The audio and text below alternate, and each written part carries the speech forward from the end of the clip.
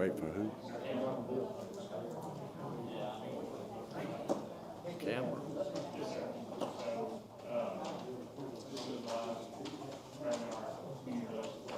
Is this live? Live? I never did see the last one. How long is he gonna take?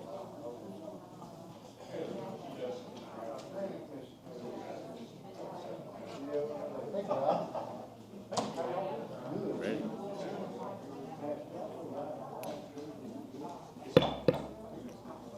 Welcome to the July regular session of the Opelika Planning Commission. I'm glad you're all here. Commissioners, I need a motion for the minutes for June. Any discussion? All in favor? Aye. Any opposed? Any abstentions? Abstain. Motion carries. Matt, would you give us an update on any previous Plan Commission meetings? Yes, sir. I don't have any items that I think would be of interest to the council today. Okay, we'll go ahead and get started as far as the items are concerned. Yes, sir. We have 11 items on your agenda tonight. A few of them are related, but we'll go through them individually. First, under plats and preliminary and final, the first item is the City of Opelika Library site. This is 1100 Lynn Street. This is the combination of multiple lots, I believe a total of 10 lots, into a single building site for the future City of Opelika Library. Most of the lots are old remnant pieces that were related to the development of Columbus Parkway. And so this plat will simply combine all of them together into one single site. Plat meets all the minimum requirements for the subdivision regulations, and planning staff recommends preliminary and final plat approval.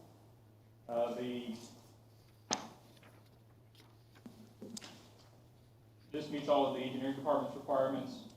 Opelika Utilities reports that the water service is accessible to this subdivision from the water main in the right-of-way of Corbett Boulevard, which is Columbus Parkway, I believe. And then the utilities, power services notes that this is in their territory. This item is open for a public hearing. Do we have anyone that would like to speak? Public hearing is now closed. Commissioners. The motion, preliminary and final plat approval, staff recommendation. Second. Any discussion? All in favor? Aye. Any opposed? Any abstentions? Motion carries. Item 2.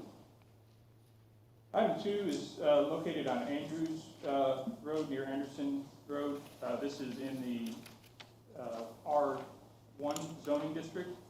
The applicant is requesting a preliminary final plat approval for what we're calling Andrews Estate. It was originally a Dixon subdivision based off an old plat. It's located at 2010 Andrews Road. The applicant is Mike Marr with Precision Surveying for Moore Construction LLC. Currently, it's undeveloped. The applicant is requesting, and again, this is one that has 2 items kind of tied to it. The first is the request for a preliminary and final plat approval for a 4-lot subdivision. These are the lots directly here located on Andrews Road. This is, you'll see lots 27, 28, 29, and, or so excuse me, 28, 29, and then 49 and 50. Those have direct access to Andrews Road, so they don't require any additional utility services. The lots all meet the minimum lot size of 1 acre and the minimum lot width of 100 feet in width. In the R1 zoning district, public sewer is unavailable, but the lots will be served by septic systems. Staff recommends approval of this for preliminary and final plat approval, subject to the following: change the scale from 1 to 150 to 1 to 100 feet, and then add corner symbols for the proposed lots. The engineering department notes that the Andrews Road is considered a minor collector that requires 100-foot access spacing. Lots 49 will require a shared driveway with lot 50, and lot 28 will require a shared driveway with lot 29. Lots 4, 27, 30, 48 will have driveway accesses off the new road to be constructed and accepted. That will be more applicable to the next subdivision. But the engineering department recommends approval. The utilities board notes that water service is accessible to the subdivision in the right-of-way of Andrews Road.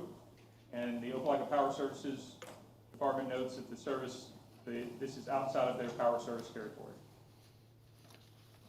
This item is also open for a public hearing. Do we have anyone that would like to speak? If you do, come to the podium and state your name and address.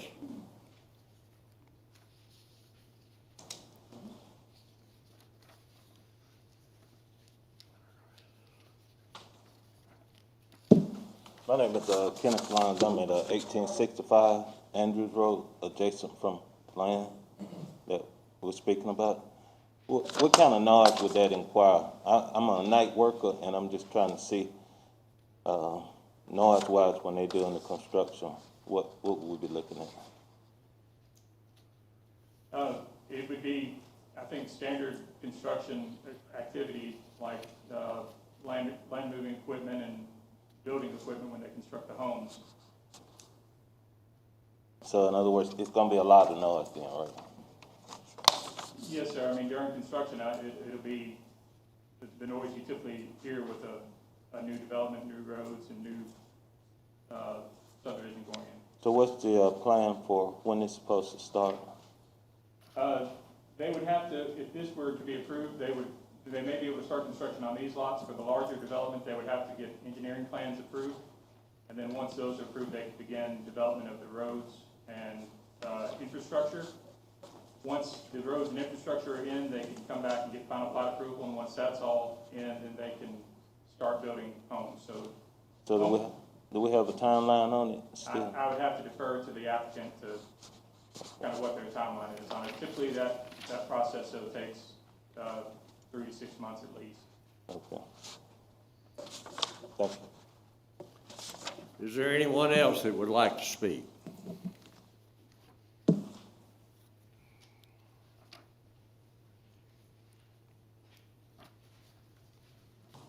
Good afternoon, Kendra Nix, 1975 Andrews Road. I don't know if the applicant is here, but my concern is safety when it comes to the big trucks coming down Andrews Road. A lot of us have kids on that road. They play outside. My mailbox has been hit 6 times since we moved in. And I just want to make sure that the applicant is aware. Families live on that street, like my neighbor. He's a night worker. So we want to make sure that the street is safe for us to drive out our driveways in and out, our kids to play, the noise at a minimum. So we just want to make sure it's still safe. Is the applicant here to discuss that? Hello, how are you? I think I'll address all that at the last meeting, answer any questions. Awesome. Thank you. Is there anyone else that would like to speak? Public hearing is now closed. Commissioners. Make a motion for preliminary and final plat approval with staff recommendation. Second. Any discussion? And while I'm in discussion phase, I'm going to interrupt that. Mike, you want to speak? Well, I think they'd like those questions answered. Sir? I think they'd like those questions answered if I could. Okay, go ahead. Mike Marr, Precision Surveying, representing Tim Moore. As far as the trucks moving in and out of the site, they're going to have to come through a construction entrance. So there's going to be one point of entry coming in and out of the site. Obviously, those will be set up. Matt, what is the time frame they're allowed to work in Opelika? It starts at 8 o'clock in the morning? I believe it's 7. 7, and what's the cutoff time? I believe it's 7 at night. So 7 in the morning to 7 at night? Most construction sites usually run between 7 in the morning and around 5 o'clock at night. They usually get off about 5 o'clock or so. So as far as traffic goes, we'll have one point of entry, and we'll probably be doing most of the staging on the site since they're larger lots. The 4 lots to start out with will have normal construction sound for just clearing a lot and then building a house. So I don't think that'll be as bad as the main construction. So any, I don't know who the lady was who was talking about safety. Any concerns you have with disrespecting the people on that road should be sent to Matt at planning, I guess, for codes, and they'll forward them on to us and the engineer and the developer. But so you do have a voice in that to let us know if we're doing something wrong. Okay? Thank you.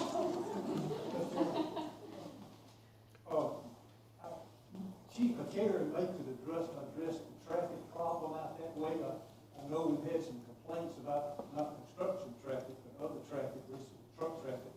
And I think you've stepped up the policing of that area, have you not, Chief? We have, for quite some time, we've had a lot of trucks that either come from the interstate or 431 trying to cut through. And I know Mr. Hager's office has recently put more signage out there, and we're going to be ticketing those truckers cutting through. I can't vote till you get back. Is there any further discussion? All in favor? Aye. Any opposed? Any abstentions? Motion carries. Item 3. Item 3 starts the preliminary plats of the agenda. The first item on here is the same property that you looked at just a moment ago. This is the Dixon or Andrews Estates subdivision, redivision Block 3, Phase 1. It's part of Lot 3. The applicant is requesting preliminary plat approval on for a 51 lot subdivision on Andrews Road, an R1 zoning district. Again, the same location as the previous one. These lots all are 1 acre or greater and all meet the minimum lot size or lot width of 100 feet. The lots range in size from 1 acre to 3.9 acres. Lot 51, which is the big lot here in the back, is 26.4 acres, with most of it being in the floodplain and probably largely unbuildable. All the lots will front these new cul-de-sacs that are being created, except for the 4 lots that were shown on Andrews Road, which will have shared access points. Driveway access for the corner lots on Andrews Road are also restricted from taking direct access from that road, and they have to use the internal streets, Trevon and Tyler Court. Planning staff recommends preliminary approval of this, the following, that the scale be changed from 1 to 150 to 1 to 100. Add a note to lot 51 that's unbuildable and located in the 100-year floodplain. Underground utilities will be required, and add the location of ponds on the plat. The plat meets minimum requirements, and engineering staff recommends approval. Subdivision plans will be required to be submitted and approved, and construction will be monitored and tested. Final plat approval will be required after the construction is complete. Opelika Utilities Board notes that the water service, again, is accessible through the subdivision in the right-of-way of Andrews Road. And the utility, or the Power Services Board, notes that this is outside of Power Services territory. Happy to answer any questions you may have. This item is open for a public hearing. Do we have anyone that would like to speak?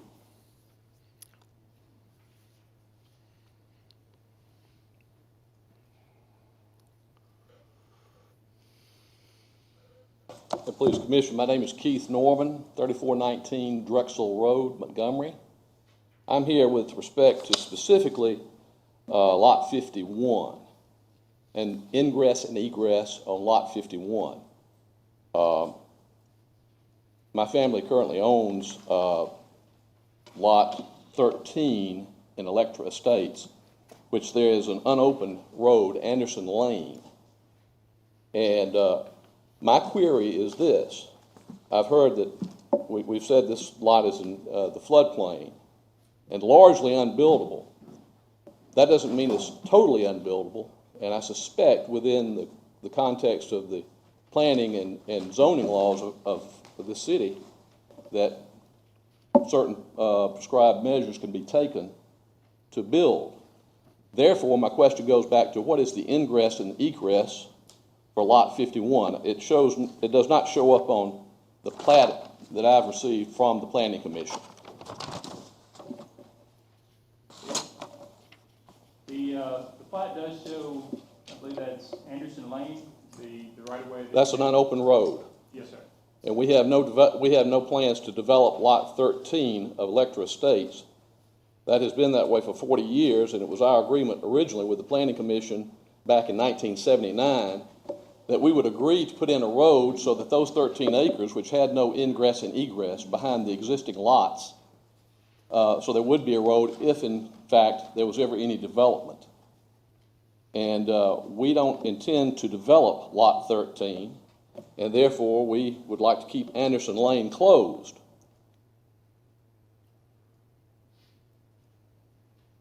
So is it a plan of the developer, Mr. Surveyor, to use Anderson Lane as your ingress and egress for those 26 acres?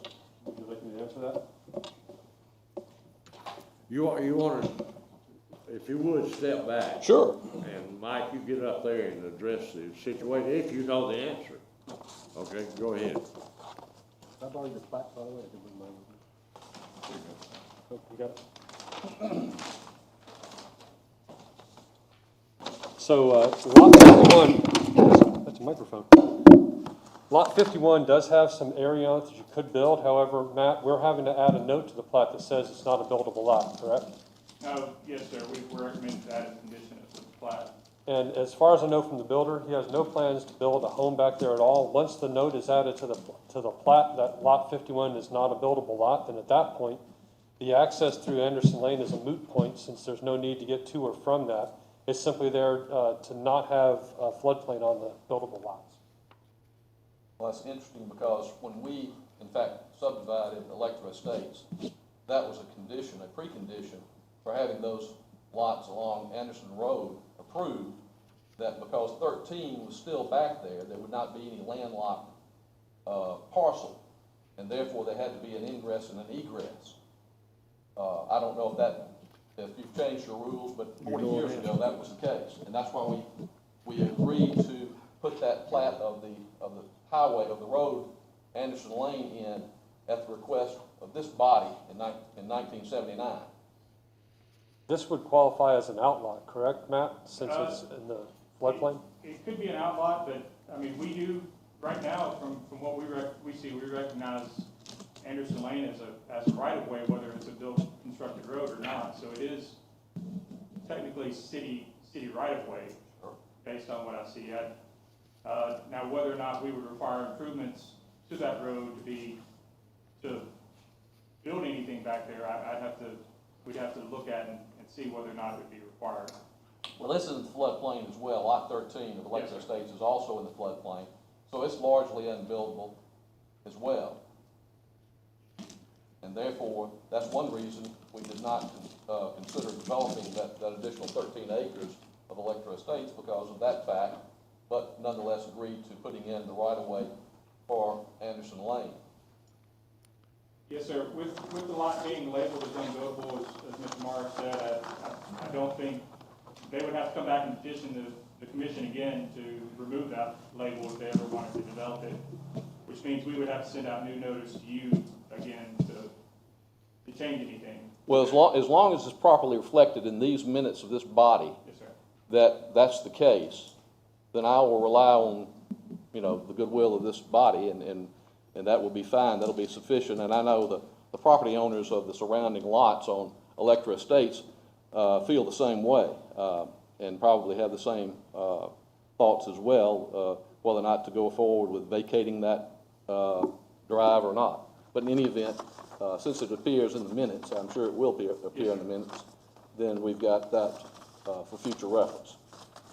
Matt, excuse me, this is the development, isn't it? This is the proposed development. Well, show the commissioners exactly where lot. So this large lot back here is lot 51. Yeah. Yeah. So, and you see the floodplain lines all through here, which are largely take up 90% of or not 90%, but a large majority of the lot, especially that close to the buildable area. We've recommended that this have a note that says that this lot is unbuildable, which would be a note on the plat and follow through with it. This is the road that, Mr. Norman, references, it's unopened right here. The right-of-way is there, but the road was never constructed, so it's basically just a path now, I think. So, I think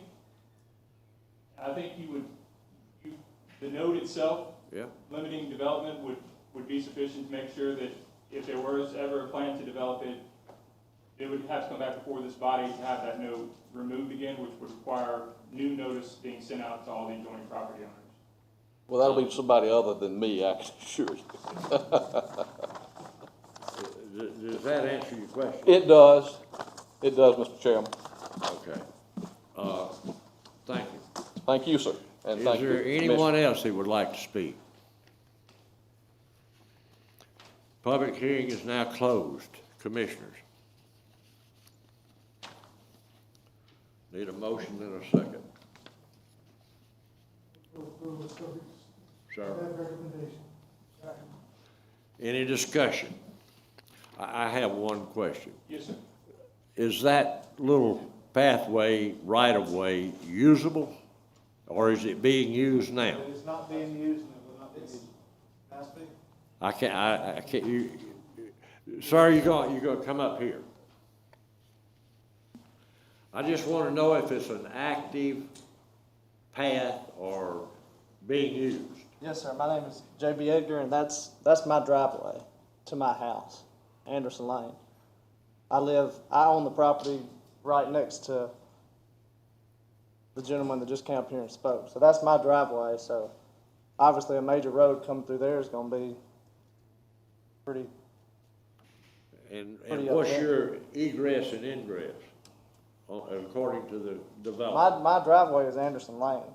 Okay, So that's 3701 Okay. Anderson Lane. All I mean right. Anderson Road. That's my driveway. All So right. that was my concern about that. Thank Yes, you, I sir. appreciate it. And I guess it was just, we were concerned because once you blocked it off with all those other houses, I mean, why couldn't you just use the end of that subdivision to get through? That was our, It's not blocking your driveway then? well, no, I was just, None of the development is blocking your no, sir, none of the development's blocking, but Okay. we were just saying that 26 acres could be accessed through Andrews Road, so we didn't see the need for it to come through Anderson. Okay, thank you. Where we at? Have we closed the public hearing? Yes, sir. Got a motion. Second. Any further discussion? All in favor? Any opposed? Any abstentions? Motion carries. Item 4. Yes, sir. Item 4 is a request for preliminary plat approval for a 39-lot subdivision located south of Canagate subdivision and to the west of Forest Hills subdivision at the current terminus of Arrowhead Road. The applicant is actually, I believe this should be Brandon Volk, or is it Mike Mark for Precision Surveying for Cannon Timber and Land LLC. There's quite a few professionals working on this. The current property is zoned R2 and is undeveloped. The applicant's requesting preliminary plat approval for the 39-lot subdivision, which is shown here. The lots range in size from 15,000 square feet, which is the smallest here, to 79,300 square feet, except for lot 39, which is the large lot that comes along the creek here and adjacent to the existing Forest Hill subdivision. Most of that lot is in the floodplain. All the other lots meet the minimum requirements for the R2 subdivision or zoning requirements, which is 80 feet in width and 15,000 square feet in area. Currently, Anderson Road is the only outlet for this subdivision. We have recommended, and they've since updated their plat to show a future stub street that could connect to a large property to the south that has its access off of White Road, although there's no plans to make that connection at this time. Staff does recommend sidewalks be installed on at least one side of the street and underground utilities installed. We do recommend a preliminary approval of this, subject to the installation of sidewalks on one side of the street and installation of underground utilities. Remove note 6, which lists minimum building setbacks for the R2 zone, and then provide street names for street A and B on final plat. The plat meets the requirements. Engineering staff recommends approval. The subdivision plans will need to be submitted and approved, and construction will be monitored and tested. Final plat approval will be required after the construction is complete. Opelika Utilities Board notes that this is served by water in the right-of-way of Arrowhead Lane, and the Opelika Power Services Department notes that this is in their territory and Alabama Power's territory. Just looking at this, what you'll notice here, kind of as a little narrative, is you see the large lot here that is right adjacent to Arrowhead subdivision, which kind of creates a fairly large buffer here. Most of the lots for the next few hundred feet are all well over, or at an acre or well over an acre. And then you kind of come back here to the smaller lots towards the rear back here that would be adjacent to the creek. And then a piece of property that connects to White Road that does not have any sort of access there. But happy to answer any questions you may have. The applicant is present here. This item is open for a public hearing. Do we have anyone that would like to speak? Sure. Dr. Bruce?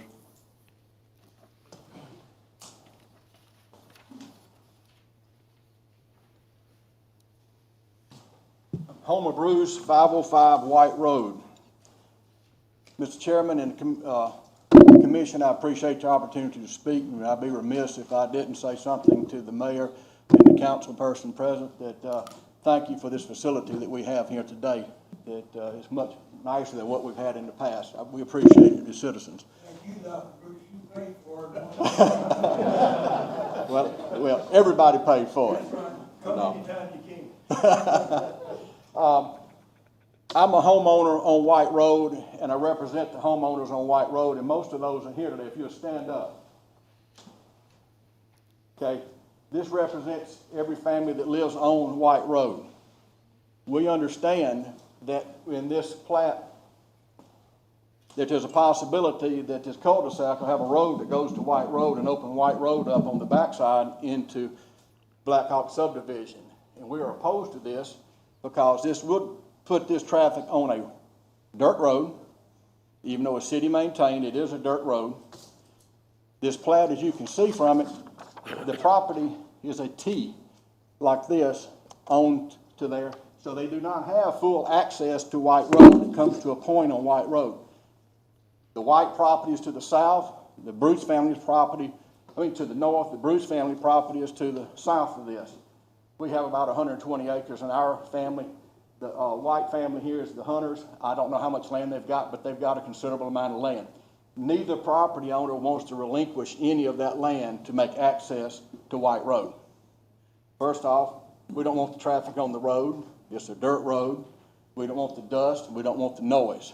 I don't think that the citizens that are in Black Hawk want this entry point into the backside of the subdivision. They're here today. I'll let them speak for themselves. However, we consider it a problem if this is opened up for the family on White Road who have this and have so for years, and with the problems and congestion that it'll create.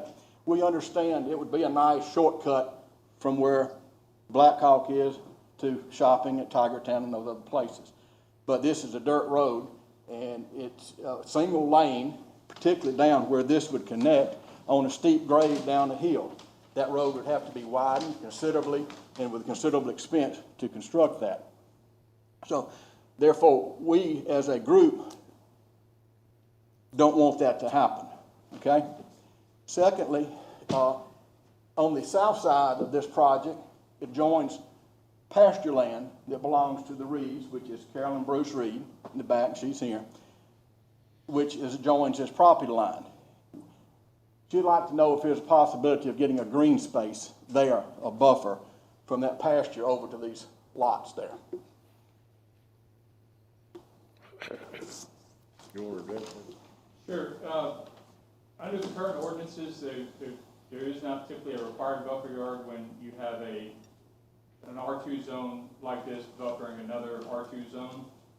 So because there is some expectation at some point that may eventually develop into similar housing, that there would not be a buffer required by the ordinance. Okay. Of course, this is agricultural pasture land at the present time. Yes, sir. With, where they have their pets and all there on the property. Those are our concerns, is opening this up to White Road. And we have a problem with that, and we appreciate your consideration in that. Appreciate the opportunity to speak. Okay, anybody else? Is there anyone else that would like to speak?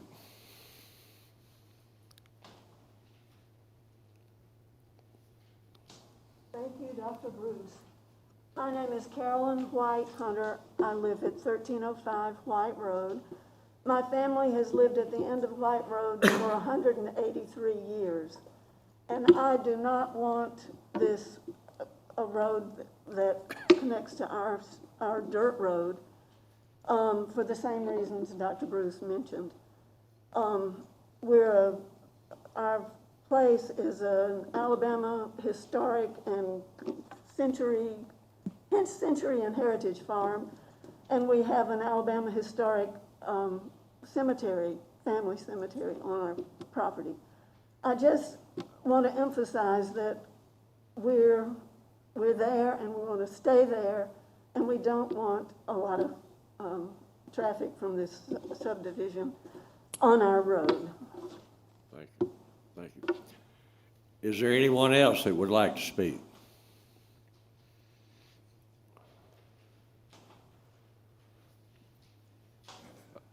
To Matt, I believe that Mike, connection Mike. to White Road, I'm sorry, Mike. Mike, what's that? Yeah. Oh, go ahead. Hi, I'm Carolyn Reed, and I, as Dr. Bruce was just saying, I own the property adjacent. And I was just wondering if I could get just another piece of clarification. Apologize if it's redundant, just for the egress you were talking about that goes into the middle of my property from the subdivision. Yes, ma'am. There's currently what we call a stub street that's shown there that would be in the event that you ever decided to sell or develop your property. Mm-hmm. That there would be some connectivity there, and that in the case that at some point in the future the White Road did start to develop, that there would be some connectivity made through the streets as we do with other streets throughout the city. Right, okay, and I understand that, and just want to reiterate that, I share everyone's opinion that, we don't want that connecting into White Road, so that would not be an option at this point for our family to sell any of that property. Yes, ma'am. So I just want to You get would on the have record. to- But, yeah, I understand. Okay, thank you. Thank you. Is there anyone else who would like to speak?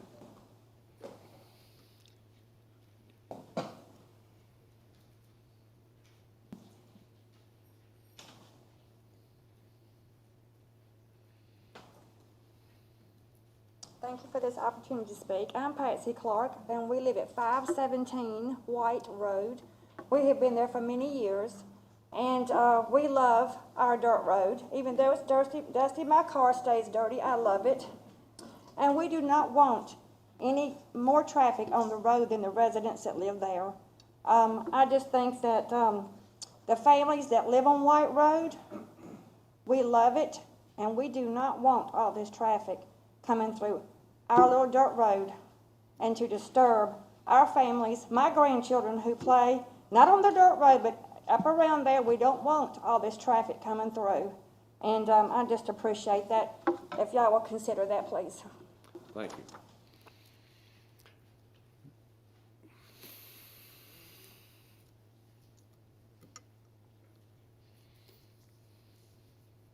Good afternoon.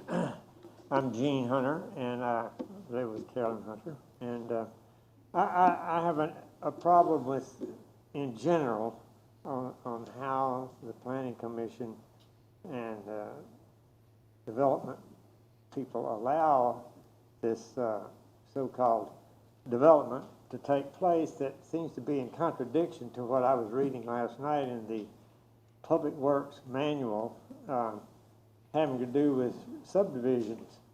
And on section 9.3, it says that all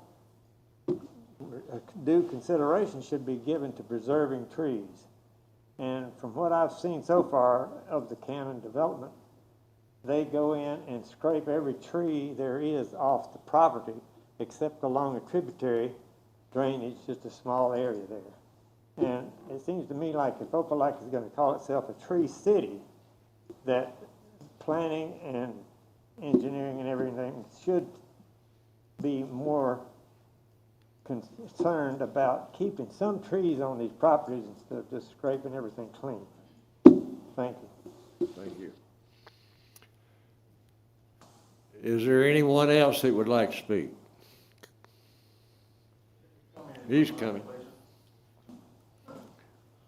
I'm coming in from the I know other you'll side. get here Everybody eventually. else has been on White Road. But, I live at 1102 Willow Run, which is on the, side that has been developed for a long time. Black Hawk and Arrowhead run through it. Now, is it my understanding that unless you get access to White Road, there's only gonna be one road in and out of this subdivision? If so, there's a very big safety problem with fire engines, ambulances, et cetera, getting over to the new subdivision.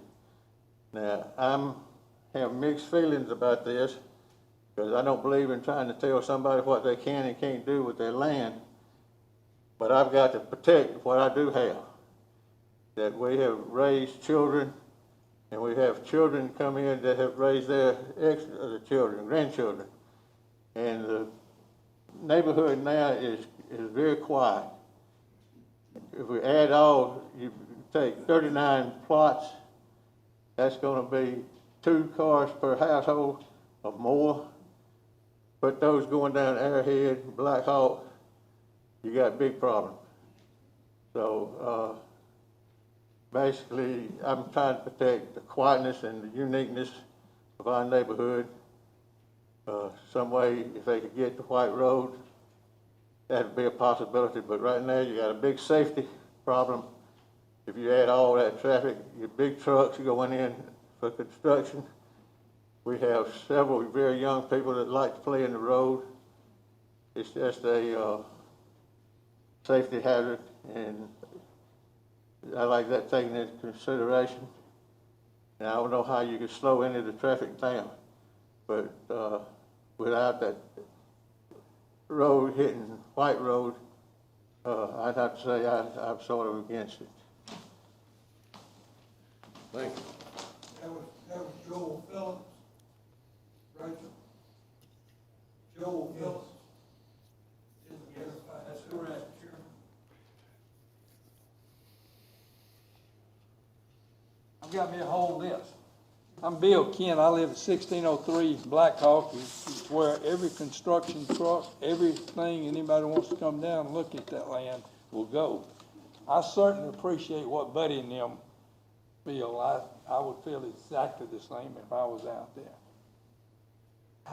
This road, I don't understand all these acre lots, and then all of a sudden you got less than half-acre lots down at the end of it, so you can put a lot more folks down there to come on here. We may be putting a subdivision out there that's gonna have more people in it than we currently have in the subdivision. They got a drive-through every time they go anywhere. I don't quite understand that. Why there's R2, I guess, they could put all 15,000 acre properties out, 15,000 square foot if they wanted to. So that bothers me.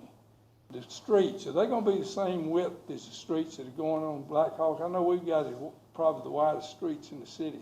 Are they gonna be the same width going down into this subdivision? Are y'all gonna change that? I haven't seen a submittal of the streets, but they will I thought that was in the It's a little sub, bit more narrow now. I thought that was on the plat, but I couldn't read it. That's right away. Okay. They just show the edges of the right of way, they don't actually show the street width itself. Well, we've got wide streets, and I know they're a lot wider than most of the city. Did, you say there would be underground utilities? Yes, sir, that would be a condition of approval. Okay, I gotta get my glasses on to see what all I wrote. At what point are subdivision covenants presented for something like this massive building project that's gonna tell what's gonna be allowed in there as far as building homes and square footage, minimum prices and all of that?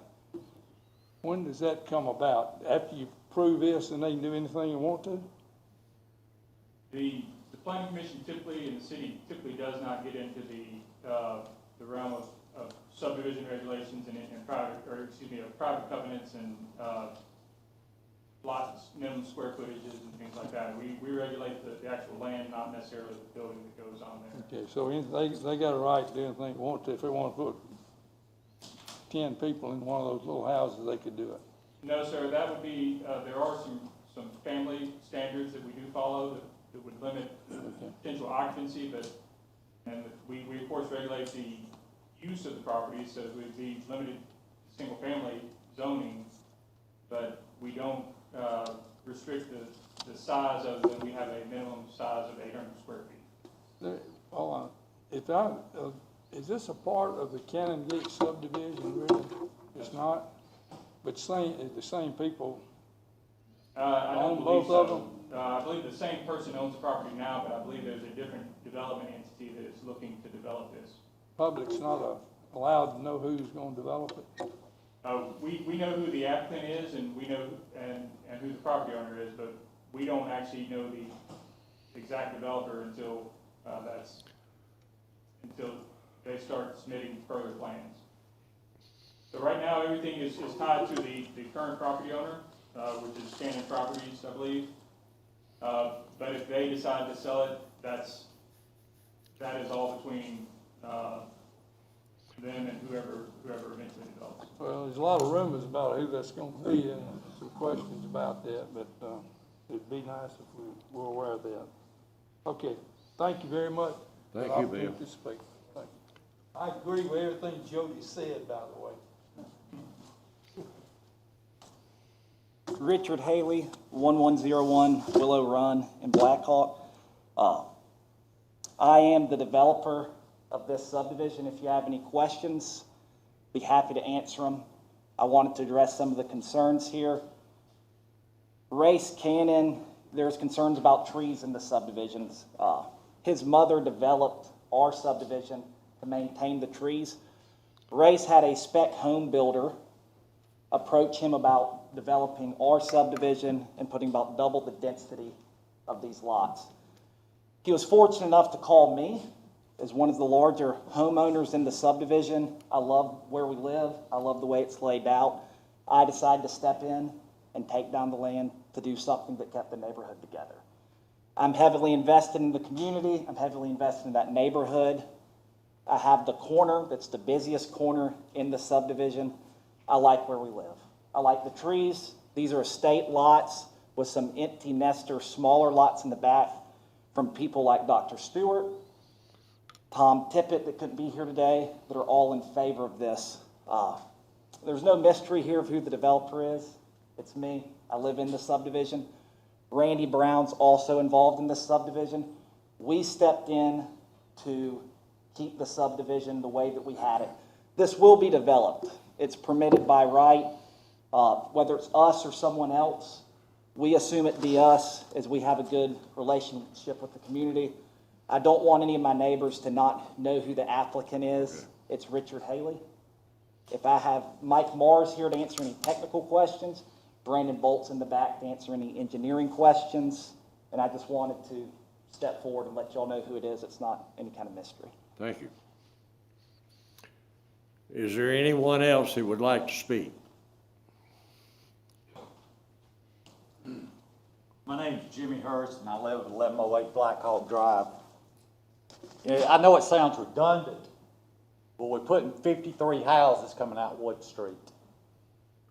one street, one access, ingress, egress, Arrowhead Lane, 53 houses. That's a lot of houses, people, a lot of houses. Nobody, I'm on opposite sides up here, the property touches White Road over there.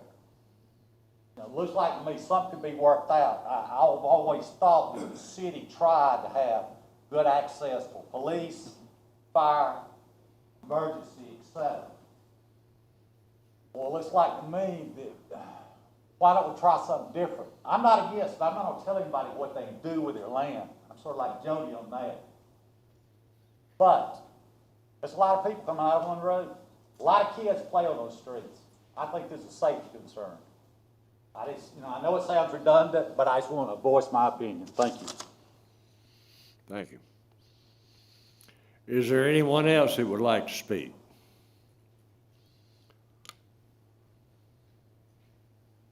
I'm Graham Ewell, 910 White Road. I touched that corner property there on the other side of the road. It's my belief that if that is put through there, it becomes a shortcut. Just like Laurel and just like Harriswood are now shortcuts, that it will be the shortest route to Tigertown from that whole area. So I think rather than decreasing the traffic, it will greatly increase the traffic on that road. Thank you.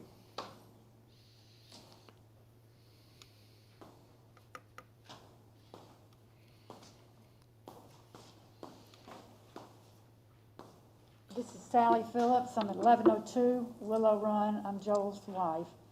And I do believe that Opelika desperately needs subdivisions like this.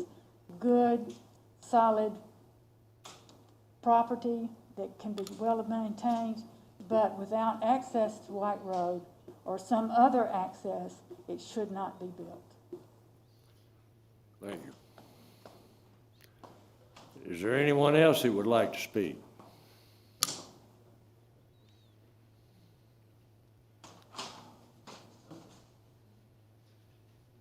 Gentlemen, hi, I'm Jim Hope. I'm at 1804 Arrowhead, which happens to be the last house in the subdivision before it is a dead end in front of my house. And for the last 50 years, that's the way it's been. But we're fixing to change that, it looks like. I actually own, there's a jut out in that thing up there somewhere that actually is mine that goes down into a swamp. And I wasn't even aware of looking at this plat that all that stuff behind my swamp there, they say is a building lot. That there's a lot that runs all the way from Arrowhead and all the way back up to the little bitty lots up there in the end. That's one lot? That's the, I believe, open space lot. It's not really a house. Okay. So this won't have a house located on it. That's What could it have on it? But it's largely floodplain and streams right there, so I don't think they plan on developing it at all. Okay. My next question. All the watershed coming off of the Bruce property, behind the Montgomery property, and up by Carson Jackson's pasture and everything, that's a huge watershed that comes off there because it comes all the way down onto Arrowhead, across Arrowhead, and into my back swamp. And so I'm wondering, what are they going to do with that water? Where's that water going to be? Is there a retention pond anywhere? Is there going to be a bridge on Arrowhead where this is all going to go under it, or is it going to just get blocked? There would be a bridge on Arrowhead for it to allow it to pass underneath the extension of the road. Okay, where is the bridge in relationship to this plat right here?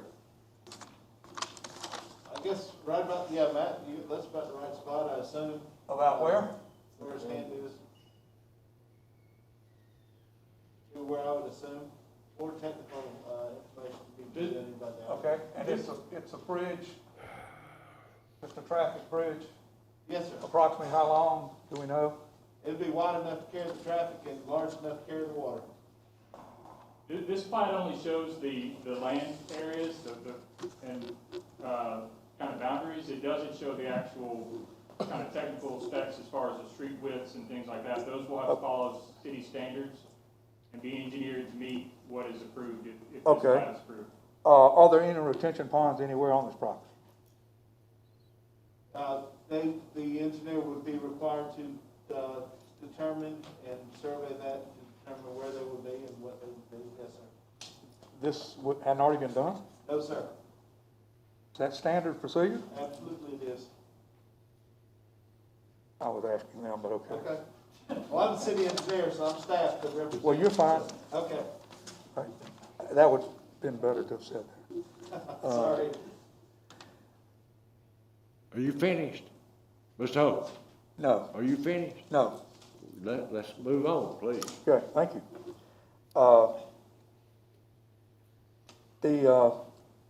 If this was supposedly a Cannon Gate subdivision, redivision, and all this stuff, why are they not accessing this from Cannon Gate, which has already been just kind of a mess back there? Took every tree out, and someone already mentioned that, but why is it not being accessed from Cannon Gate? It evidently was an original Cannon Gate proposal. It's a redistribution or a redivision or whatever. Why is it not coming off of Cannon Gate?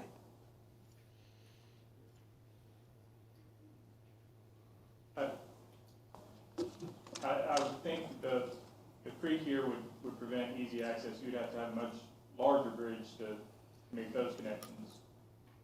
What?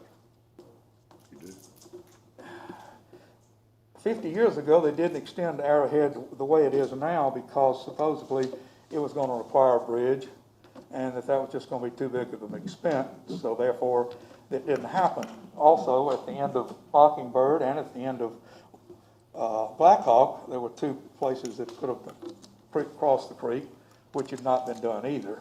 But so it was just their choice to not come off of Cannon Gate, even though it had been approved. I don't believe there's any roads across Cannon Gate that would connect down to this. Okay. And the question about covenants and square footage and things like that, that's already been asked and answered, I think. I am concerned about the size of the lots there at the end. It looks like there are these fairly decent sized lots, and then back in the back you have lots that look like it'd be a 0 lot line subdivision somewhere. But it's going to be part of our subdivision now. I think all this development meets the requirements, doesn't it? Yes, sir. All the lots are. That's all we gotta be concerned with, is it meets the requirements of the city of Opelika as far as lot size. Okay. All right?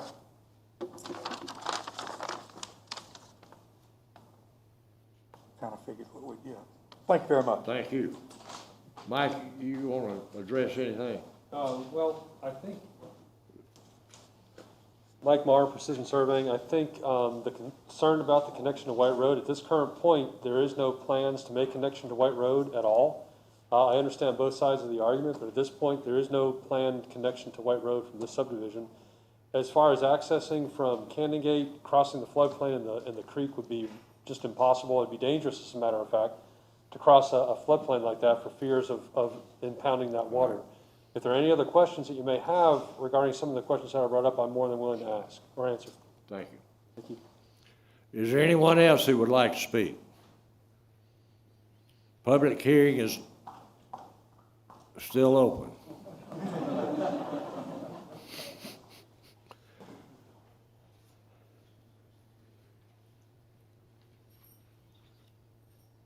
Hey, sir. I'm David Sellers. I live at 1108 Mockingbird Lane. My main concern is kind of been answered on most questions is lot 39. I believe it's 39. That's right behind my current address. You know, moved to this city about 7 years ago, and one of the biggest reasons we bought in Mockingbird, off of Mockingbird Lane, was because of the environmental things, the trees, all the deer, and I got turkeys in my backyard yesterday morning. you know, with all the construction going on that's now taking place in Canongate, it's already kind of, they've cut all the trees out of Canongate all the way up to the creek. So I heard the gentleman, what he said, he was going to try to preserve some of the trees, try to make it kind of like the subdivision that we have now currently. That is my biggest concern, is that the reason why I moved into that subdivision was because of the older, being an older subdivision with trees, with nature, with animals and stuff like that. And two, I have a young son. You know, he's 10 years old. He has his cousins come over and we play all the time. Now, with these new subdivisions, everybody has explained it's going to be one way in, one way out. That's going to cost, you know, increased traffic, probably up to 80 new cars coming in and out every day. So that is a concern of ours as well. So, you know, I don't know if lot 39 is inside. Part of my property has the 50-year floodplain in it. So I'm assuming lot 39 will be unbuildable as well. So I'm just here to really confirm that too. That's it. Thank you.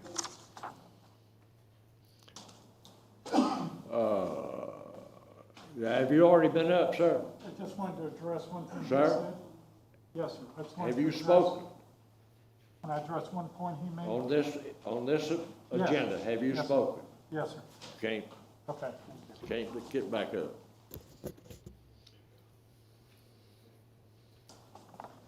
My name's Peter Martin. I live on 1700 Arrowhead Avenue. My family's the newest family in the neighborhood, and I know we've had several people get up here and speak already, voice their concerns. I've only heard one lady in favor of this development so far, but so this may be a little redundant from what everybody else has said so far, but it'd be a disservice to my wife, my child, and my unborn children if I didn't get up here and at least just express some concern and that we have for this. We learned about this just in the last couple days, so I really wasn't able to gather all the facts, but my biggest point so far, and just number one, is just the safety concern. This is a nice little quiet neighborhood that is about to add what somebody just estimated, maybe 80 cars to a household, to a neighborhood that's one way in, one way out. So just with small children in this neighborhood, that's just a concern of mine, especially with my road being the one of impact just right after Blackhawk. And then secondly, just comparing the size of these lots, as you see, larger lots to begin with in this new development. And then they start to shrink as you go back a little bit. Just being brand new to this neighborhood, you know, we just moved in this spring. I may have considered a different neighborhood had I known that this was coming about, but not to take away from the great quality and history in this neighborhood, but I've got to wonder, just on a financial standpoint, for me and my family, what's going to happen to the price value of our homes when this new development comes in, especially if you start wondering what these smaller lots, smaller homes are going to do, if that drives down the average price per square foot back there.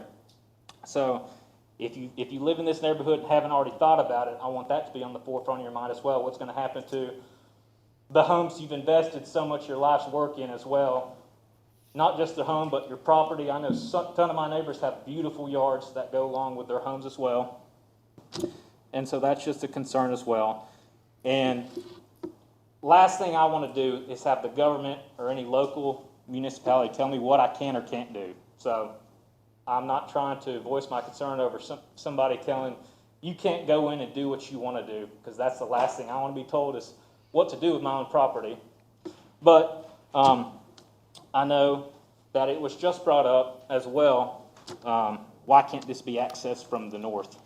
Now I know as far as the Canon entity, we're not exactly sure what the facts are as whether this is going to be, quote unquote, another phase of Canongate or not. So I guess it's really not, able to be verified whether that could even be possible at this time.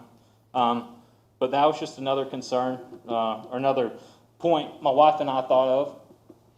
If that is going to be the case, then, you know, I would at least like the consideration to be there instead of coming through a 50-year-old neighborhood and then incorporating a 2020, 2021 development, adding that onto a 50-year-old development. So, but like I said, I just wanted to get up here briefly and respectfully, just address my concerns, but I thank you for the opportunity to speak. Thank you. Is there anyone else who would like to speak? Public hearing is now closed. Commissioners, need a motion.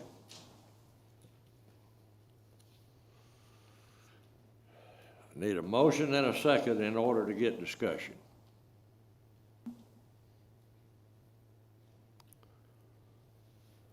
Let me make the motion so we can discuss this. I make the motion to approve the staff recommendation.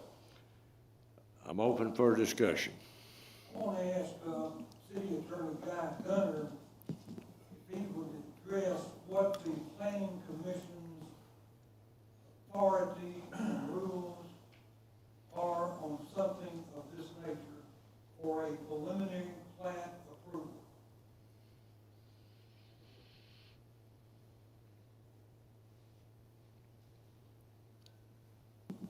Mayor Fuller, members of the Planning Commission, I'm Guy Gunner, City Attorney. You know, we all live in an urban environment and living in the city as we do, and basically the Alabama legislature has adopted statutes that control the development of land in municipalities such as the city of Opelika. And the legislature has said, by way of zoning ordinances and subdivision regulations, the cities can adopt reasonable rules and regulations to control development. And the trick is, what is reasonable? Because you don't want the rules to be unreasonable so that a person cannot make a reasonable use of their property.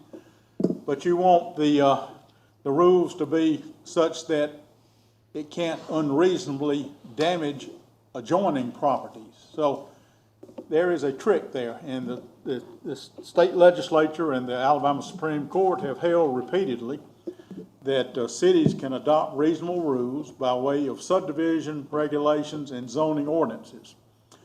Anytime a developer or a property owner presents a plat, which is a subdivision plat, that's when a person divides his or her property into 2 or more lots for development or for sale of the property, they must present a plat to the Planning Commission of the city of Opelika, or any other city for that matter. The law is this, that if the plat meets all of the zoning and all of the subdivision regulation requirements, the city must approve the plat.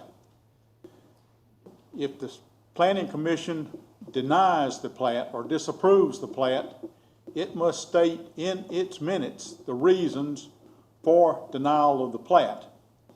And those reasons have to tie into the subdivision rules and regulations and the zoning ordinance. So specifically, if the Planning Commission desires to disapprove a plat, it must state the reasons, the particular regulations, the particular zoning ordinances that are violated by that particular plat. Now, the question has come up about private covenants. Those are subdivision covenants. The Alabama Supreme Court and the Alabama Attorney General have repeatedly ruled that the city has no jurisdiction over those matters. Those are private covenants between landowners, and the city cannot enforce or create private covenants of that nature. What the city can create are the subdivision regulations and the zoning ordinance. Does anyone have a question about any of that? Is it on a preliminary plat approval? This is just the first step toward, there's other times that they've got to come back to the Planning Commission. Well, the law is this. Basically, they would have to come back for final plat approval. But If the final plat is in conformity with the preliminary plat, then the planning commission would have an affirmative duty to approve that plat. What they'll have to do in the meantime is to present their construction drawings, that is for drainage, for streets, for water, for sewer, and those would have to be approved by the staff. And when they come forward for final plat approval, they must have all of those improvements made at that time. Mr. Chairman, let me make one comment. My wife Laura is here. We built our house on Mockingbird Lane a little over 30 years ago. And frankly, one of the things that attracted us to that neighborhood was that there was one way in and one way out. Arrowhead was a dead-end street. Mockingbird Lane, where we live, was a dead-end street.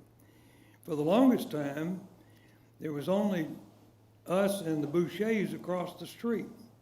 And now I think it's fully built out except for the lot that the Hopes own between us and them, and the lot we own between us and the Sellers.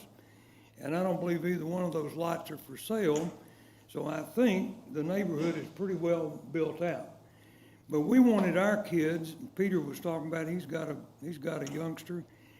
We wanted our kids to learn to ride their bicycle, and they later got a go-kart, and they were a terror of the neighborhood with that, but we thought it was safe. Now, on the other hand, and our children, of course, are grown, but other families have moved in there with children. But then, as Guy mentioned, it doesn't sound to me like that there is any legitimate reason that we as a plan. And let me tell y'all something.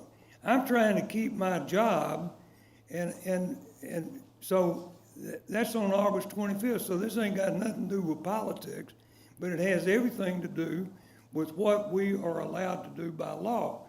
And it just so happens that Ira Silverman and I both live in that neighborhood, so we have a vested interest. But I think, and I understand all about the traffic. I heard Dr. Bruce and everybody talk about White Road. But unless Matt or Scott or Mike or Guy can tell us some reason to deny this because of the subdivision regulations or the zoning regulations, then I'm not sure that we can deny it. Maybe y'all got a good reason for doing it, but I don't know what that is. Go ahead.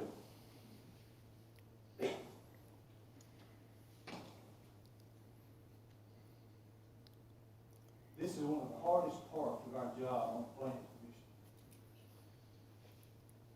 We don't like to make decisions based on what we think, what we would want or not want. We have to make decisions based on what the law says. I rode out White Road this morning for the first time in 20 years. And I can appreciate everything that you said about it. It's absolutely gorgeous. And if I lived out there, I would not want to connect it to anybody else's subdivision either. On the other hand, there are people that live in an existing subdivision on the other side in Blackhawk that have the same desires to keep their subdivision the same way that you want to keep White Road. I live in Camelot subdivision. I didn't want an expansion or an extension of Camelot subdivision that goes near Highway 431 either. But I had no reason not to vote in favor of it because it was allowed for by law. So just bear with us as we make this decision. Let me get him. Go ahead, Ira. Go ahead. As the mayor said, I live on Willow Run. Since I lived there, and I thought I bought one of the prettiest lots in a very nice house. And would live there the rest of my life. I'm not old. Sorry. Since I've lived there, they've put my lot in a 100% floodplain. It's devaluated my property. But I've heard about what the discussion was for this property that we're talking about today for some time now. And up until this week, I was under the belief that there was an access to White Road. And I felt very strongly that you needed access, and I still feel that. Somehow there needs to be a second access to this property. But I've also heard in the discussions that if this particular potential buyer of this property doesn't build, there's another buyer who's willing to step in and build, who based on what I've seen and heard, could build substantially more homes on smaller lots, and it could be worse. As I've looked at the property, the larger acreage on each of the sites is closer to the area I live in, and it gets smaller to the back, which is closed off. I still don't like the idea by far that there's not a second exit to this property. I think it's important, I think it's critical, and somehow, at some point, I think it's got to happen. But I think the risk of it moving to another seller and not getting the property as it's currently sized to be for lots is a greater risk. And so I'm torn right at this moment between voting absentee or abstention rather, or no, and I lean more and more to voting to let this go through on the conditional basis. It gets a second review on a final review of the council, and I think long-term, the best bet for those who are current property owners may be to take a second look at the sites as they're being built, the proximity to your property, and see if it's not the best of the two evils. I don't see a good answer to this, but at this point, I'm inclined to believe that I'm either going to vote for it, conditional approval, or I'm going to abstain. Somewhere down the road, there's got to be a second exit to this increased volume of lots. But that's where I'm coming from at this moment, and that's what I feel, based on the risk of it being sold to somebody else who could build it substantially more homes on smaller lots in the total area. At least those of us that live in the area that we're in now have the benefit of having larger lots close to us. So that's the choice I'm left with in my mind and where I am. And I appreciate everybody else's comments. It's always been my thought to think of the current property owner before the potential property owner. And I think you'll see that's the way I voted in the past. And I'm still inclined to think that that's still the better way to review a property. We've lost our chairman with that. McCarron, I think. I agree 100% with everything that's been said by my fellow members here of the commission.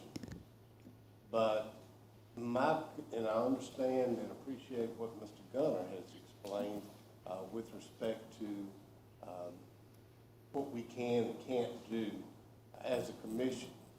My biggest concern out of all of this still is there are several subdivisions throughout the city of Opelika that there's just one way in and one way out. I don't know the answer in a lot of those situations, but I know to add 39 homes, and when you look at the far left side of your map up there, you see smaller homes, and it goes right back down to what Mr. Cannon was saying and Mr. Silverman about smaller lots and more bang for the buck as far as the development goes.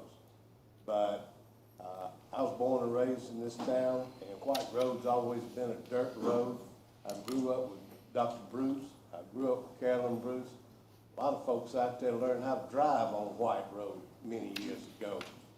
But until we can come up with some plan for a second access, I look at the danger of, again, adding that many homes.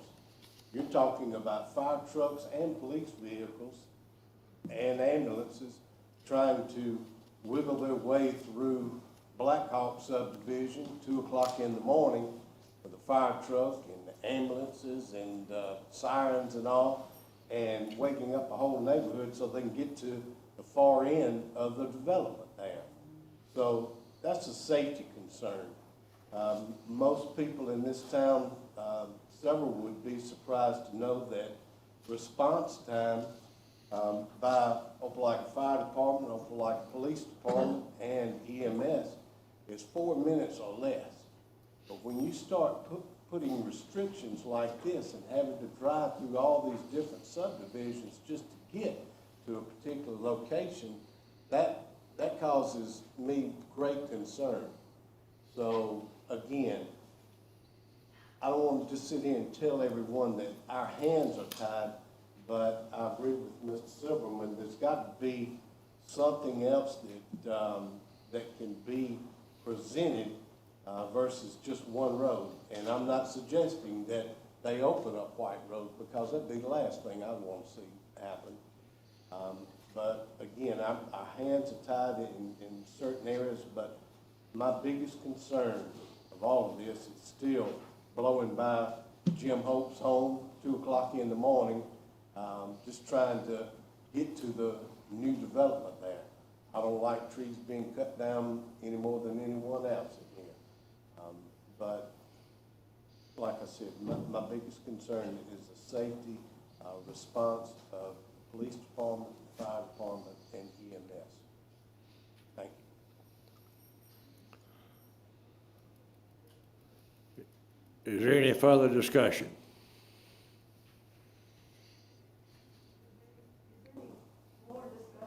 That's not open for a public hearing now, ma'am. If not, I need a motion. You got it. I mean, all in favor? Aye. Any opposed? Any abstentions? Abstain. Motion carries. Item 5. So item 5 starts the final plats for the agenda. The first one on this is the Trillium subdivision phase 2D. This is final plat approval for a 38-lot subdivision in the R2 zone. This is the section that is accessed off Media.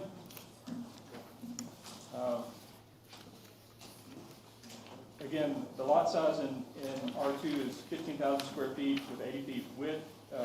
Total area, or the total area is 39.61 acres. They're proposing 38 homes.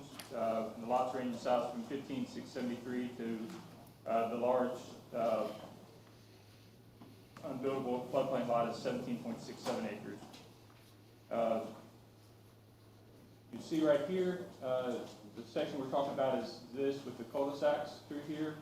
There's a cul-de-sac that is right here currently that will extend up to, I think, Violet, so making that connection.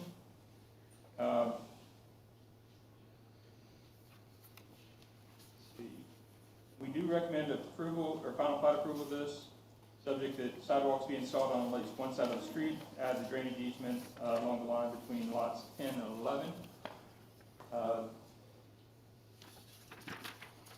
The Opelika Utilities Board notes that water service is accessible through the water main in the right-of-way of India Road. Water system improvement has not been accepted by the Utilities Board, but will sign the plat after final inspection. The Power Services states that this is in their territory. And the engineering department notes that all required items have been completed and a certificate of completion has been completed by the Public Works and Engineering Department. They recommend final plat. I will note that I think we are waiting for as-built and street signs. And sewer video. And sewer video at this time. So those are all fairly minor issues we hope to get here very shortly. And would hold any signatures until those items are turned in. We do recommend approval of this plat. The applicant is represented here today. This item is not open for a public hearing. Commissioners, I need a motion. Make a motion for final plat approval. Second. Second. Any discussion? All in favor? Aye. Any opposed? Any abstentions? Motion carries. Item 6. Item 6 is the Willie Bryant subdivision redivision of Lot 4. This is, again, a request for final plat approval on 3800 block of Hamilton Road. This is across the street from the, I believe it's, Heritage section of the,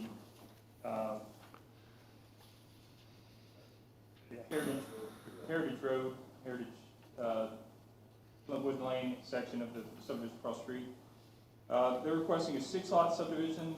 These lots are currently in the county, although there is an application further on your agenda to annex this property. They would be served by septic systems, as sewer does not cross the street there. It's not readily available. All the lots range in size from 1.51 acres to 2.61 acres.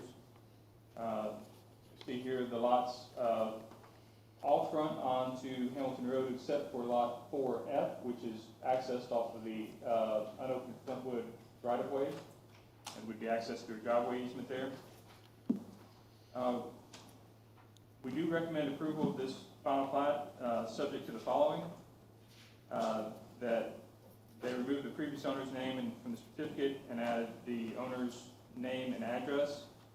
And should note that this plat will be required to be subject to annexation of the property, as the county will not accept the unopened right-of-way in its current site, in its current situation. So if the city council does not annex this property, we would not be able to finalize the subdivision itself. Engineering department notes that Hamilton Road is considered a major collector, and there's 200-foot access spacing. Lots 4C will require shared driveway access for 4D, and 4A will require shared driveway access for 4B. Lots 4E and F have driveway access from the unopened right-of-way that will not be maintained or accepted by the city on the driveway easement. They recommend approval.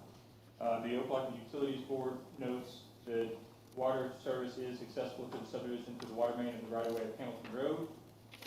And Opelika Power Services notes that this is in their territory and Alabama Power territory. This item is not open for a public hearing. Commissioners.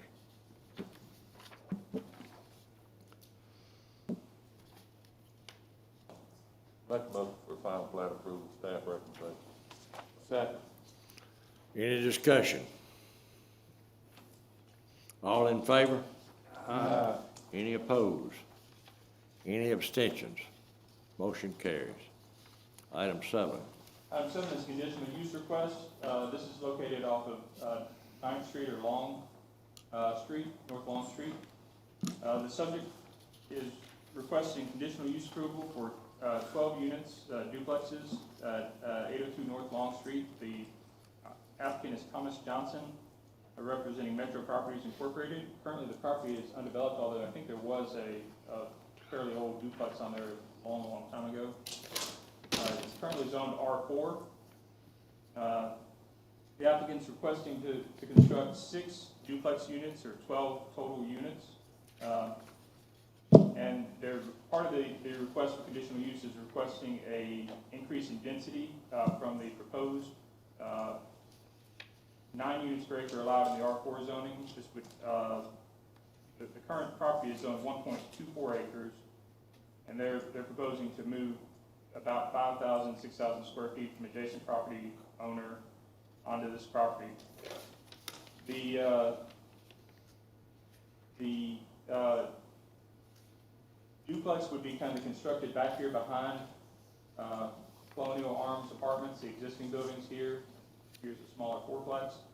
You're talking about right here, backing up to the R2 section that's on 10th Street. You see here they come in off of a common drive, and then you have the 6 buildings kind of spread out through here.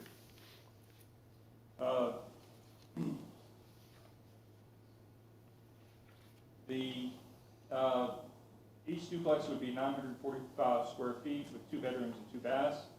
The materials would consist of hardy or fiber cement, cementitious cement, plank siding. And then we've got a landscape plan that you see here with lots of landscaping back here against part of the single-family residences on the front on 10th Street. The original Colonial Arms was constructed in the 1960s and 70s when Renfrew Avenue was zoned B2 or general business, a lot of higher densities. The current density of those units is, I think, 15.2 units per acre. Without the developed area that they're proposing to transfer over, with the developed acre, it's slightly higher, or slightly lower, excuse me.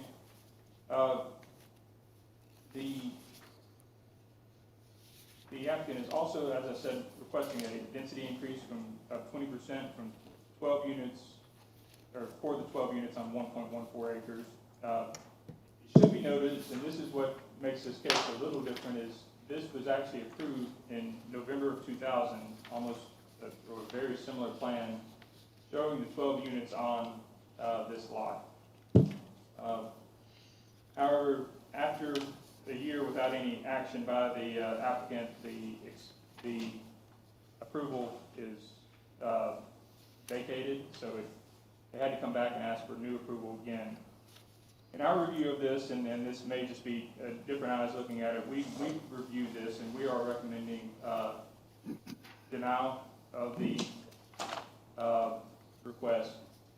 We feel that the increase in density is first, the transfer of land from the Colonial Arms property to the adjacent property makes the existing Colonial Arms, which is non-conforming, more non-conforming, so it increases their non-conformity in regards to density. Secondly, we feel that the proposed layout here is still very dense, and while we understand the use and the use of duplexes in this area transitioning from the apartment complexes to the single-family usage behind that, we feel that a smaller or less dense development would be more appropriate making that transition across. So we've noted, stated that in our recommendation. We did put in some conditions should you decide to approve it, and again, we recommended 4 duplexes, 8 total units, 20-foot minimum spacing required between each building. The Colonial Arms retained the original 5738 square feet that was being proposed to transfer between the 2 entities, and then the residential development buffer be planted between the duplexes and the single-family lots as proposed in the landscape ordinance, and then the site plan be installed, or showed that the dumpster be installed with a opaque fence and double gate to enclose the dumpster and height so it's not seen from outside this area. The engineering department had no comments on this concerning they would be required to submit a grading, drainage, and utility plan for approval and permits. The utility board notes that water is available through the right-of-way of Long Street, and Opelika Power does service this territory. But I'm happy to answer any question. I believe the applicant is represented here today as well. He is here? Yes. Okay. Yes, sir. This item is open for a public hearing. Do we have anyone that would like to speak? Mr. Johnson, go ahead. Yes, sir. And Thank get up. Yeah, thank you all for your time this afternoon, and Mr. Mosley and his department, we've been working closely with them. Yeah, several of the points, obviously, that we thought were important or material to the discussion was the original approval in 2000. While we understand that's not still there, we thought it was important to bring up. As well, some of the items that Mr. Mosley mentioned, the 20-foot spacing requirement. While that currently doesn't meet there, that would be something we would have to go to the Board of Zoning to get a waiver for that. But we believe this property actually fits better under the townhouse development, section 813. So in the event that we weren't able to get the approval to minimize that spacing, we can always take those duplexes and push 2 together, so it'd be 4 units there, and meet the standard as it's written on those. So really all we're requesting from today's meeting is the conditional use, which would fit in well with the adjacent uses, we believe. And then, like Mr. Mosley said, a slight increase. As the property is drawn there, that's about a 8% increase of density. And the council here is allowed up to 25% increase on density. As well, the dumpster, we're certainly amenable to screening that dumpster pad. Mr. Crowley here has also mentioned that we could use a dumpster share with the adjacent property, whereas that dumpster won't be right there in the front of the property. We'll actually connect it up to Colonial Arms, provide a sidewalk there so the residents can share a larger dumpster there so that it's not so prominent at the front of the site. And then, Mr. Mosley, do you have the rendering for the proposed structure? I don't think I have it in here. Okay. I apologize. No, that's no problem. We sent that ahead as well. They're looking to do a nice structure there. This is not a vinyl box where they're trying to cram folks in. It's a fine structure. We think the duplexes fit well to transition between the apartment style to the residential neighborhood. And then, as Mr. Mosley said, also we're doing up the landscaping between the two, above and beyond the requirements of the city, to try to put back some of that screening between the two use types. I'm also available for any questions. Thank you. Yes, sir. Is there anyone else that would like to speak?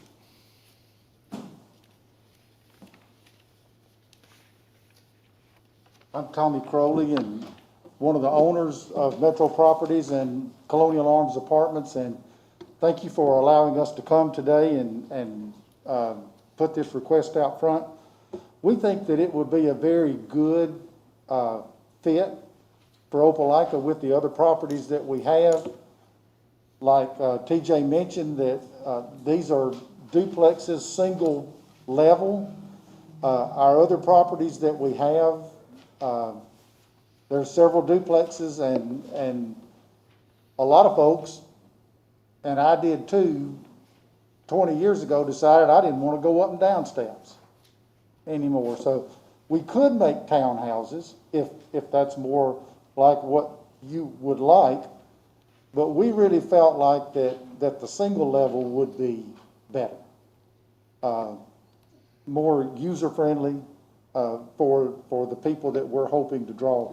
We have a lot of senior people in Colonial Arms, and they love the one floor. So that was part of the rationale for the duplex rather than a townhouse, but it certainly could be changed. The other thing is, I know that they've mentioned having only 8 units. Even if we don't take the small triangle from Colonial Arms, which we're willing to deed to Metro Properties, the 1.14 acres that the property, that our original property is, would at least multiply out to 10 units. And I think, like I said, we think we can move things around. This is just almost identical to what was approved in 2020. That's why we started there. We would love to have 12. We think that makes, it's just very little different to have 2 more there. Very short entrance and exit. You're probably not talking about 50 yards from the street to the neck of the property there. So we just think that it's a good fit given what we've got going on around us. We want to do a very nice planning. They submitted a drawing that to buffer us between the folks on 10th Street and us, understand the single family thing. but we've been good neighbors to all the single-family people that we back up to now with Colonial Arms, and this development would continue for us to be good neighbors. So, thank you very much for allowing us to speak. Tommy, Yes, sir. I'm a little confused about where this is located. On this map here, Matt, it shows it down around Glen and Vaughn, but that's not where, Let me, on this small Right map. there, Mr. Mayor, right where Ninth Street comes in, and then it turns to Long Street.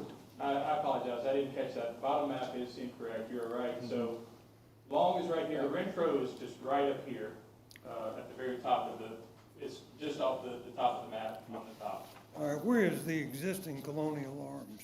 That's these, gray buildings right here, right here.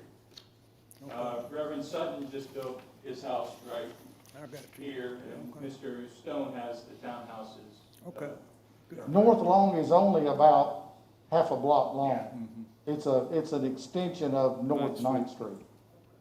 Past Pierce Smith's house. On the, Tommy, on the map, it shows an extension going to the property off of Long Street that looks like an alleyway or a road. There's a little, I guess it's a street, I don't know, it's called Bud Court. It could be accessed there, but we felt like, coming in from where, the exit for Colonial Arms Apartments, one of the exits, we thought just going into that same area would be better. But conceivably, it could be accessed, I guess. I don't know what the street regulations are as far as width, but it could be accessed by Bud Court. Dedicated alleyway, dedicated right away from the Okay. highway. It's what, Scott? It's a dedicated alleyway, unimproved. Yeah, it's 15 foot wide, it's not very big at all. That's right, that's right, it's one lane. Yeah, that years ago was just dirt road. Right, it still is. We got pavement long enough to get into that building, and then after that, it's gravel. Thank you. Thank you very much. Is there anyone else who would like to speak? Public hearing is now closed. Commissioners. Make a motion for conditional use. Approved. Second. Need a motion. Does that include the density increase? He got it. Made a motion. He made the motion. It's already been motioned and seconded. Any discussion? What was the motion? For conditional use. For approval? Approve. That we determine the number of units? 12. We need to. Staff recommendations? With staff recommendation. All right, just to clarify, our recommendation was 8. The applicant is requesting 12, although that, I think, is going to require some additional variances as we discussed. And then they mentioned before, if they did not transfer land as they show in here, which they could get 10 units per acre, which is maxing out the density of the R4 zoning district. Just a question. Tommy, what was your reasoning for the duplexes versus the townhouses? 2-story, 1-story. Well, you have a townhouse that's. Just the ease of access, one story, one level. We found in Colonial Arms Apartments, the bottom floors rent much quicker than the top floors do. Our duplexes rent faster than our townhouses do. So that's why we thought what we thought. But no thought was given to a single floor townhouse.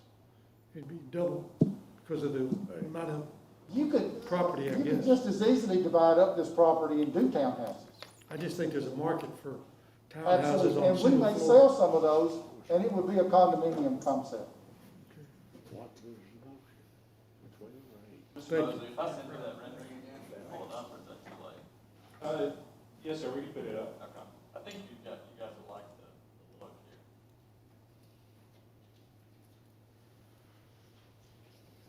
Any further discussion? Yeah, we make sure what motion is, whether it's 8 units or 12 units. Mike made a motion, and it's staff recommendation of 8, is that the way you understand it? Yeah. Okay. Okay.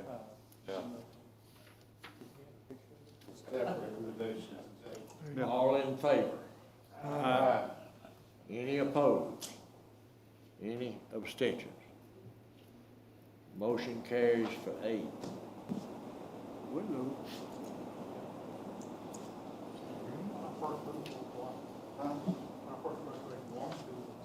Item number 8. Item number 8 is a request for a amendment to the Waverly Master Plan, Waverly Parkway and Veterans Parkway. This is the one that was before you about 2 months ago. As they went through this, they started working through it and realized that they thought they could improve the project by decreasing the front setbacks on the internal streets. So that's the setbacks along this street, and this street. What that would do would be pull the townhouse units closer in, mean lessening the development and grading of additional areas, and then pull them further away from the exterior property lines, which means would likely have slightly less impact on those adjacent property owners. So they're requesting a minor amendment to the master plan to reduce this from the front setback of those streets from 25 feet down to 15 feet. And we do recommend approval of that. This is what we consider a minor amendment, so it would not require council approval. You would make an approval or denial at this time. This item is open for a public hearing. Do we have anyone that would like to speak? Public hearing is now closed. Commissioners. I move for master plan revision, staff recommendation. Second. Any discussion? Yes. What's the right of way on the street? How wide is the street? It looks like 50 feet wide. The street not gonna be 50, that's Well, right. the right of way is 50 feet. It looks like the street is, They haven't submitted plans yet, but I assume. yeah, Mr. Cobb is the representative here. Yeah, the street, we have 11-foot, lane width, 2-foot gutters, sidewalk 6 feet off the face. My only concern was, I think like the subdivision that was done over there by Saugerhatchee, when you're moving them so close to the roadway, you can't even pick I looked at buying a house over there, my truck wouldn't fit in the driveway without the tailgate sticking in the road. Plus the construction traffic just holds everything up. Yeah, and even if they do, if they have a sidewalk, you're blocking the sidewalk with part of your vehicle. So, that's my only concern. Any further discussion? Yes, sir. So are you recommending some kind of amendment? Well, I just think that 15 is short. 20 at least gets the vehicle up where if somebody's walking down the sidewalk, they've got room to move without having to walk in the street and walk around the car. Question I hear. Come to the podium, please. I will mention too, Matt was correct. My name is Matt Cobb, work for Pinnacle Design. Matt was correct in limiting the overall disturbed acreage and leaving some of the natural features. We have ponds and creeks there. Also, part of the intent was, like you said, at the 25 feet, it moves everything so far back, it doesn't really allow a stagger in the buildings. Instead of having a straight facade at 15 feet, allowing the developer to maybe bump one back 5 feet and one forward and back to kind of break up this wall of facade. So it would allow us that. Just because we're looking for the 15-foot building setback doesn't necessarily mean we're going to cram them up against the setback. And a 20-foot... Yes, sir. You could. And we would concede to a 20 feet. We're just trying to get that 5 foot to be able to bounce these back without the constraints of the ponds the creek that we have, leaving the open space, trying to limit the developable area. You say you could live with 20 foot? Yes, sir. And that would get, at 20 feet, it would get, you know, a typical parking space is 9 by 18. So you would leave that, you would have that room in front of the building from the setback to get that, so, Mr. Cobb, these do have garages? yes, they do have garages. Can you change your motion to 20 foot? I didn't make the motion. Oh, I I'm sorry. got a discussion. I'm going by memory now, Uh-oh. but I put in a road at the hospital. Is this one curb gutter? Yes, sir. And I had to make it 26 foot wide, including the 2 foot curb gutter. Now, has that changed? Yeah, we, Huh? our roads have gone more narrow. We allow. They've reduced them? Yes, sir. Lord of mercy. Yes, sir. I just wanted to bring that up. The key That's to been it all 25 years ago. is allowance of parking, which Mr. Hilliard brought up, is with a narrow curve, with narrow driveways, you're gonna have an issue with parking, which, you know, just like Mr. Cullen's neighborhood off of Stony Brook. Okay. There is an issue with Okay. parking and walking around it, so that's what That's Mike all I brought up wanted to there, know. so that's what we need to be concerned with the setbacks of the structures.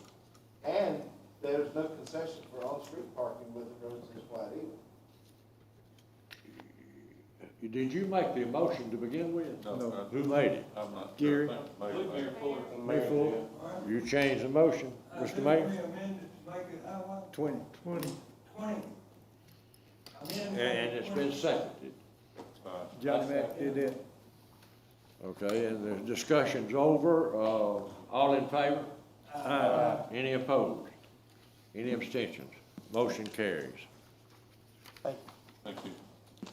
Item 9. Item 9 is a request for annexation. This is the 3800 block of Hamilton Road. The applicant is David Fittner. Property is, of course, in the planning jurisdiction. They would come in under the R1 zoning district that most new annexations come in.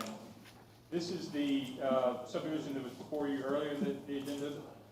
11.3 acres that would be proposed for single-family use.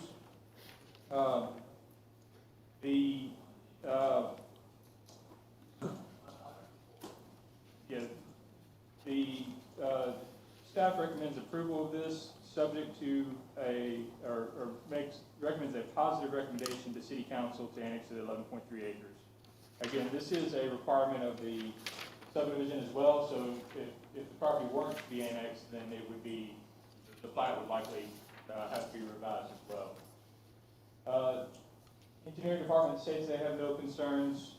The utility board notes that water again is available in the right-of-way of Hamilton Road. And the Power Services Department notes that this is in OPS and Alabama Power territory. Commission, I need a motion. Motion to recommend to the city council a positive recommendation to annex this 11.3 acres. Second. Any discussion? All in favor? Any opposed? Any abstentions? I abstain. Motion carries. Item 10. Yes, sir. Item 10, and I don't have a picture for you, is a request for a text amendment. This is to section 2.2, section 7.3, and section 8.28.2. This concerns what we are calling alternative financial service providers. These uses would be what you typically know as pawn shops, title pawns, check cashing centers, and deferred payment centers or payday loan centers. I think there's been some discussion about this for some time. We've been kind of looking at this back and forth for some time. We have decided to go ahead and define these uses, and a lot of our uses come from state code definitions. We try to lean heavily on those. But these users are those that would provide small loans, and the issue that we've seen is they tend to cluster in areas that have lower income areas and provide small loans to people. The problem is the regulations for these, many times they get extended, they get continued on, and they can create issues for individuals. From a city standpoint, the cities have studied these and found that they also tend to potentially have effects on other businesses in the area when they start to cluster next to each other. You start seeing quite a few of these uses within the same area. So what we've done is we've put in regulations that would define them. We've also put in regulations that would, much like what we did with the small box discount centers, we're putting in space and location requirements as far as what zones they could go in. So that would be the C2 zone is conditional, C3 zone is conditional, M1 zone is conditional, and the gateway corridors is conditional. And then the other zones that would not be allowed, they would also be required to locate at least 2,500 feet from other alternative financial service providers, and then 200 feet from any single-family residence. And then it notes that the existing ones are considered non-conforming, legally non-conforming, and can maintain their uses there or within the same property. We do recommend a positive recommendation to City Council, and I'm happy to answer any questions you may have for this. None of the other utilities or engineering commented on this request. This item is open for a public hearing. Do we have anyone that would like to speak? Public hearing is now closed. Commissioner. Mr. Chairman, I recommend that we send this to the city council with a positive recommendation. This has been a long time coming. I appreciate Matt and his staff working on this. Those places, and I know there's some folks that don't have the kind of credit that Mr. Silverman has, and they need these places for our money. That's all I got is credit. But they take advantage of people, and I wish that, you know, Jesus drove the money changers out of the temple. I wish I could run all these places off, and wish everybody could go to a bank and borrow money, which they can't. But I hope the city council will pass this if we can send a positive recommendation to them. I second. Any further discussion? All in favor? Aye. Any opposed? Any abstentions? Abstain. Motion carries. Will you loan me something, Gary, if I need it? Item 11. Item 11 is one we're excited to have here before you tonight. This is what we call a statutory review of a public building. The state of Alabama says that whenever a city with a master plan wants to do a new park, new public way, new building, that they are required to go before the planning commission to make sure that the proposed use is within the location, character, and district that makes sense for the commission, so that where we're spending money follows our city's master plans. Our current library, the Lewis Cooper Memorial Library, was constructed in 1976 with about 15,000 square feet. This library, quite simply, just no longer meets the needs of our current library. They do a lot of different things than what libraries did in 1976, and so we've kind of outgrown the size and the space requirements and needs of the current library and the programming that they do. I put together a few things in here that talk about the services provided, and so last year our librarian, Ms. Rosanna McGinnis, provided us these numbers that they had over 144,000 visitors, 480 programs, and 8,586 attendees to programs, and they had over 220,000 physical materials that were in circulation, not including the e-books and the things that many of us use today. We're proposing, the City Council has already voted on this, to build a new library located on Glenn Street with an exit to Columbus Parkway. This library is almost 25,000 square feet, so much larger. Includes a large auditorium, smaller meeting rooms, a computer room, study room, and genealogy. There's separate children and teen sections. The teen section's not currently accommodated for in the new library, or in the old library, excuse me. And then although it was not required, the city administration felt it was important to design a safe room meeting FEMA standards in the new library to protect patrons while they're there. There's a large outdoor covered patio, and then also a separate covered pavilion that can be used for events, the farmer's market, and a lot of other things. The site, and I apologize, it's not showing up very well in here, but has over 100 parking spaces. You see the entryways. The ground school is located right here across the street on Glen. And then the police station is, of course, catty corner over here. Much of the large pecans and the trees in the areas closer towards Geneva will not be, they'll be protected and maintained during construction. So this will be kind of in the bigger, closer parking area that's currently used now. We do have some nice renderings that have been provided for you. And so this is looking at the building from Glen Street across from the ground school. Again, the building at night. This is looking at the building from Columbus Parkway. You see all the glass and visibility that's afforded with this new building. This is a large covered patio area off the side that they can use for outdoor programming. This is the auditorium. I think it holds between 200 and 250 people. Just outside of this will be two smaller rooms, one of which, as I said, is a FEMA-rated safe room. This is, of course, the circulation area, and you see again a lot of the lighting and openness of the room. And then, I guess we didn't have the children's area, but if you like, I won't show you. I know we've been here quite some time. We do have a video that shows a walkthrough of the building. If you have not seen it, it's beautiful. It really looks great. But I'm happy to answer any questions you have. We are recommending approval of this site and location.